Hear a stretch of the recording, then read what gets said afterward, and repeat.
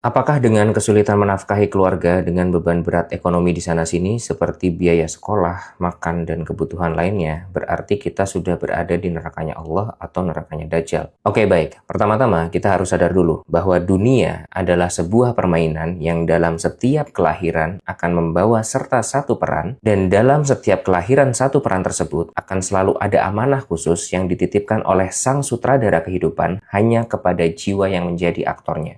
Oke ya, itu dulu poin pertamanya. Ulangi, pahami, resapi. Karena kalau ini belum bisa kita pahami, kita nggak akan bisa untuk melangkah ke bab selanjutnya. Oke, kalau sudah paham, sekarang kita lanjut ke pembahasan intinya. Dalam setiap peran, dalam setiap karakter yang bermunculan di muka bumi ini, karena setiap karakter ini memiliki titipan amanah yang berbeda-beda, maka masing-masing karakter akan mendapatkan tantangan khusus dan juga kekuatan khusus yang hanya dibekalkan kepada karakter tersebut. Dan ini semua nggak akan mungkin ada yang sama. Mirip mungkin, tapi kalau sama enggak. Nah, maka ketika karakter ini sedang menghadapi fase-fase dalam kehidupannya, entah itu fase kehidupan yang bahagia, fase yang sedih, fase yang khawatir, fase yang kecewa, dan seterusnya, artinya si karakter ini sedang berperan menghadapi tantangannya. Ingat loh, dalam kehidupan di semesta ini, yang namanya tantangan itu nggak hanya cuma ketika dalam posisi sulit saja. Dalam posisi bahagia pun itu juga merupakan tantangan. Dan justru malah lebih banyak jiwa yang tersesat di fase bahagia ini. Maka dari itu, inilah pentingnya si jiwa yang berada di dalam karakter untuk mengingat perjanjiannya bersama sang sutradara sebelum dia turun. Apa perjanjiannya? Alastu birabbikum.